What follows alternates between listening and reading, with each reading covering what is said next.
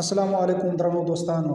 که تاسې دغه نښې لرئ نو امکان لري بدن مو اوبو ته عاجله اړتیا لري، خو تاسې خبر هم نه یاست. اول، سر درد. که بې دلیله سر درد درته پیدا کېږي، ډېر وخت یې علت د اوبو کموالی وي. دویم، ستړیا او کمزوري. ځان ستړی احساسوئ، اوبه کمې دي، بدن انرژي سمه نشي تولیدولی او انسان بې حاله وي. دریم، د شونډو او خولې وچوالی.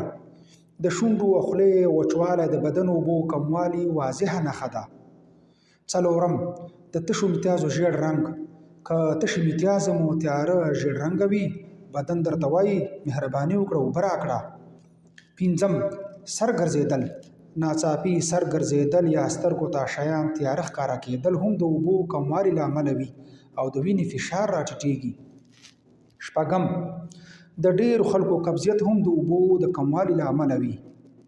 یاد ساتئ، هر بالغ انسان باید ورځ کې لږ تر لږه 6 نه 8 ګیلاسه اوبه وڅښي ترڅو اوبو کموالي سره مخ نشي.